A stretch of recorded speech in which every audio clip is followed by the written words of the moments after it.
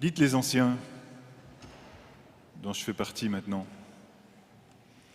et j'en suis fier. Mais je suis un peu embêté quand même, parce qu'il est dit aujourd'hui dans la parole que en étant ancien, on fait plus exactement ce qu'on veut, c'est ça? C'est bizarre quand même, parce que quand on était jeune, il fallait obéir. Maintenant qu'on est ancien, il faut obéir encore.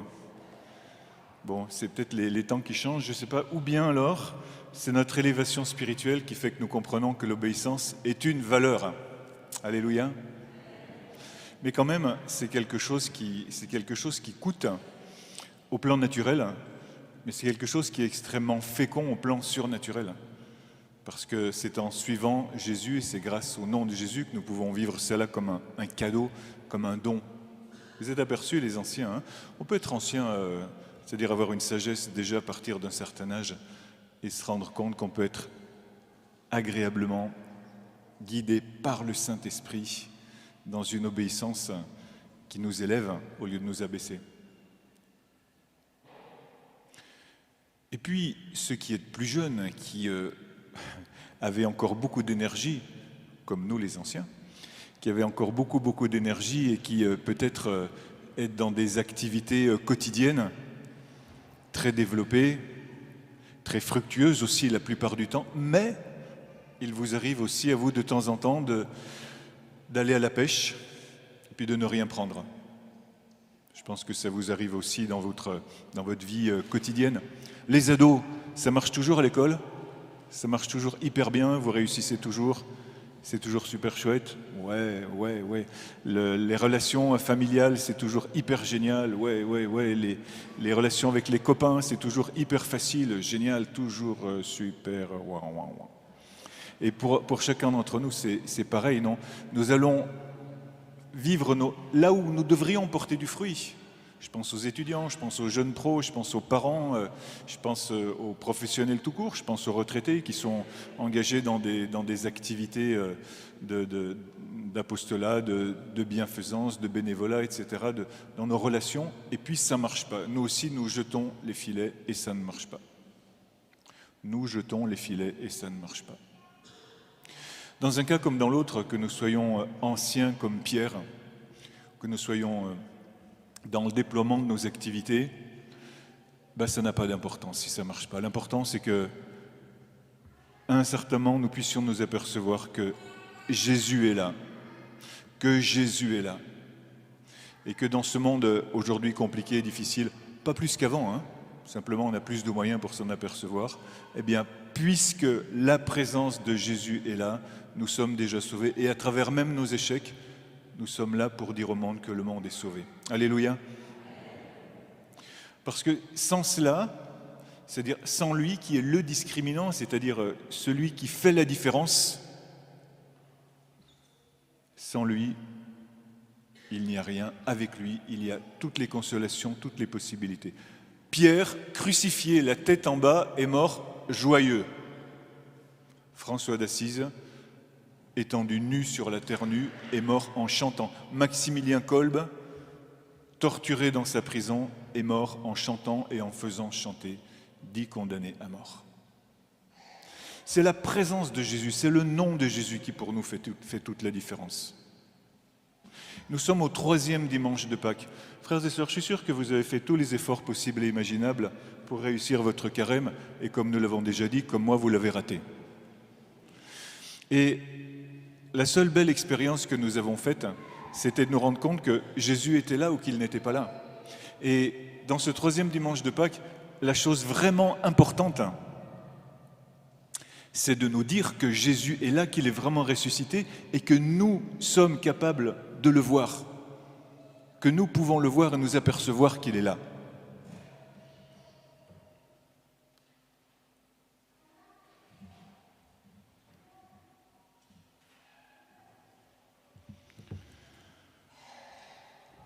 Parce que nous vivons la même expérience que les disciples. Et c'est extrêmement troublant de voir, même pour les disciples comme pour nous, qu'il est là et ils ne s'en aperçoivent pas. Et nous risquons vraiment de passer à côté d'une expérience forte de Dieu si nous, chrétiens, nous ne disons pas au monde qui va mal, que le royaume va bien parce que Jésus est là. Après avoir fait cette pêche miraculeuse, où ils ont entendu cette inspiration. Nous entendons des bonnes inspirations. Mais ça ne suffit pas. Ça ne suffit pas d'entendre de bonnes inspirations. Il faut aussi savoir que ces inspirations viennent de Dieu, que c'est la présence de Jésus, et le montrer. Et cette voix prophétique de Jean est extrêmement importante. C'est le Seigneur. Et de pouvoir dire à nos amis, et de pouvoir dire à nos copains, de pouvoir dire à nos collègues, de pouvoir dire à nos voisins, c'est le Seigneur, comme Jean. Nous avons besoin de réveiller en nous ce regard prophétique, cette capacité de voir Jésus dans tout ce qui va bien et de dire, ça vient de lui, il est là, c'est lui.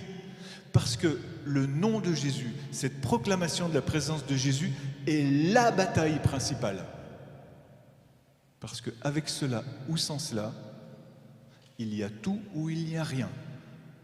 Pierre serait mort comme un misérable malfaiteur et les disciples n'auraient rien pris, mais surtout ils seraient passés à côté. Ça leur aurait servi à quoi? Comme tant de personnes, d'avoir énormément de moyens et de mourir bête. Ou de mourir mais bête au point de se dire mais j'en ai pas assez. Mais la bêtise la plus grande, c'est de ne pas s'apercevoir que le sens de la vie, c'est cette personne qui est là. Et voyez, cette bataille sur le nom de Jésus, elle nous est décrite dans la première lecture. Parce que ça va devenir la bataille principale après dans les actes des apôtres. Les ados, maintenant, vous savez ce que c'est les actes des apôtres, puisque c'est notre parcours d'année. Hein, ce qu'ont fait les apôtres après la résurrection de Jésus. Dans cette lecture que nous entendons, il y a une bataille très forte. Quelques courtes lignes, et 3 fois, on nous cite explicitement le nom de Jésus. Nous vous avions explicitement interdit de parler du nom de Jésus, disent les Juifs du Sanhédrin aux disciples. Et vous allez partout proclamer dans la ville ce nom de Jésus. Et les disciples répondent, nous ne pouvons pas taire le nom de Jésus. Et ensuite, ils sont fouettés. Ce n'est pas des petits gentils coups de fouet, les coups de fouet des Juifs.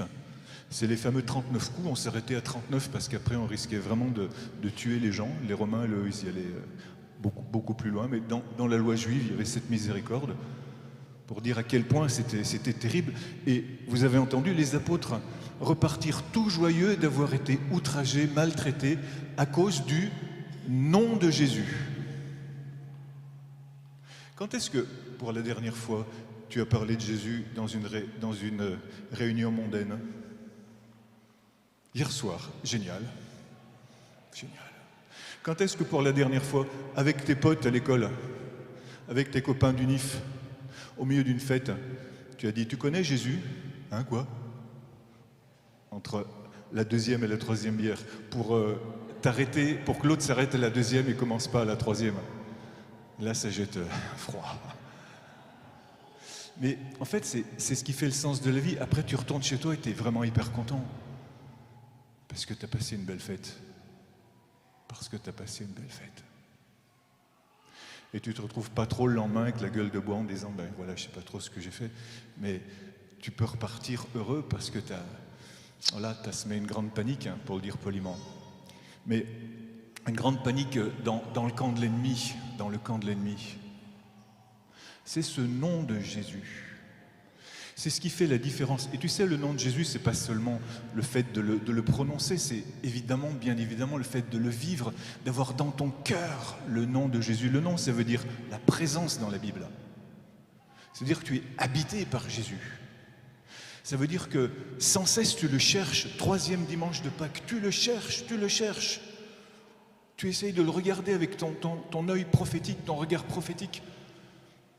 Il est là, il est là, il est là. C'est lui qui agit, c'est lui qui donne du sens, c'est lui qui me fait bouger, c'est lui qui me donne la bénédiction. C'est lui qui me permet de suivre ce chemin jusqu'au bout. Il est là. Et alors tu peux te demander, et je me demande avec toi, comment est-ce que je conduis mes activités? Je les conduis, ce que j'ai à faire, juste pour le faire? Peut-être que parfois, souvent, on agit un peu par devoir et par ras-le-bol, et on passe à côté du meilleur. La vie, soit on la subit, soit on l'habite. C'est comme 1 heure de maths à l'école, quand on est littéraire ou vice-versa. C'est comme, je ne sais pas, n'importe quoi que tu fasses et que tu subisses ou tu le vives. Mais si tu le vis dans le nom et dans la présence de Jésus, tu l'habites. Ta vie de famille, ta vie quotidienne, idem. Mais tes activités, tu peux aussi les faire parce que tu aimes les faire. 2e degré, 2e échelon. Mais là encore, ça ne suffit pas. Parce que peut-être tu vas les faire juste pour te faire plaisir et pas pour servir Dieu. Et tu peux vraiment servir Dieu et servir les autres que si tu es dans cette conscience de te dire « Je le fais et je suis heureux de me lever ce matin pour faire du bien aux autres. Je suis heureuse de me lever le matin, ce matin, dans le nom de Jésus, pour le servir, pour l'honorer et pour rendre service aux autres. Même un tout petit truc que je vais pouvoir faire aujourd'hui, qui peut-être va pouvoir même juste sauver une vie, simplement, oui, sauver une vie, parce que j'aurais dit bonjour à quelqu'un qui peut-être était sur le point de se suicider. Il y a tellement d'histoires de ce genre. Ou bien mes activités, je les fais, c'est cela. Vraiment dans la présence de Jésus, pour Jésus, parce que je vois dans l'autre ce Jésus en attente. Ce Jésus qui a besoin d'être ressuscité dans le cœur de l'autre. Là où il y a la crucifixion, la tristesse, la déréliction, l'abandon, la persécution. J'ai besoin de toi, Seigneur, dit le frère, la sœur qui est juste là. Et alors, tu vois, il y a ta façon à toi d'honorer et de chercher Jésus. J'adore tellement ce gamin qui fait brr, brr, ça me parle vraiment de Jésus. Laisse-le faire. Non, laisse-le faire, c'est vraiment trop génial. Il me parle tellement de Jésus, ce gamin qui fait brr, brr. C'est vraiment marrant comme tout. Ah, j'adore ça. C'est vraiment super chouette. Merci. Amen, Seigneur. Par la bouche des enfants, des tout petits. Elle aussi, elle parle au nom de Jésus. Hein. C'est vraiment génial. C'est la vie, c'est la joie, c'est tellement beau. Alors je vous disais, on a besoin de cette double présence. Il y a Jean et il y a Pierre. Est-ce que tu es Jean ou est-ce que tu es Pierre? Ou est-ce que tu es Pierre? Tu es Jean si tu sais reconnaître avec ton œil prophétique que Jésus est là et tu le dis. Dans ce cas-là, tu es un peu plus contemplatif, un peu plus mystique, un peu plus prophétique. Et lorsque tu entends de la part des gens qui sont autour de toi, c'est le Seigneur. Alors toi aussi peut-être comme Pierre, parce que tu étais à poil en train de faire ton travail, parce que tu t'y donnes à fond, tu mets ton vêtement, tu te jettes à l'eau et tu te précipites pour rencontrer Jésus. Toi, ce sont tes deux façons, ce 3e dimanche de Pâques, de chercher Dieu et d'honorer Jésus dans sa présence. Peut-être que tu es un peu les deux à la fois, je te souhaite d'être un peu les deux à la fois, d'avoir à la fois et ce regard prophétique et cet élan viscéral, ce regard prophétique de Jean et cet élan viscéral de Pierre, d'être soit le prophète, soit l'apôtre, et tu es les deux choses aussi à l'intérieur de toi. Mais ce que je voudrais surtout, et tellement, et toi tu le veux aussi avec moi, c'est vivre en Église cette complémentarité, de reconnaître ensemble que tu sois Jean, que tu sois Pierre, que tu as besoin de Jean et que tu as besoin de Pierre. De voir que s'il y a des gens qui se précipitent avec leur élan viscéral, avec la force de leur énergie vers quelque chose de bon, vers quelqu'un de bien, que tu dis « Ah oui, là c'est parce qu'il y a Jésus ». Et c'est parce que tu entends autour de toi qu'il y a cette présence et que quelqu'un te parle sans cesse de Jésus ou quelqu'un évoque simplement cette présence de Jésus, que toi aussi ça t'éveille et que tu as envie à ton tour. Tu vois, moi je suis vraiment étonné de voir comment Pierre, il lâche tout pour Jésus. Il lâche la barque, sa dignité. Je pense qu'il ne savait pas nager, parce qu'à l'époque, on n'allait pas trop en vacances, et donc on n'apprenait pas trop à nager, et les pêcheurs en général à cette époque, ils ne savaient pas nager. Donc il se balance quand même à l'eau, bon, c'est vrai que c'était pas très loin, à une centaine de mètres, donc il lâche aussi un bout de sa sécurité, il lâche sa barque, il lâche ses amis, il lâche les 153 gros poissons, il n'a jamais vu une pêche comme ça. Pourquoi? Parce qu'il a la pêche, parce qu'il a vu Jésus. Il voit Jésus et il se précipite vers lui.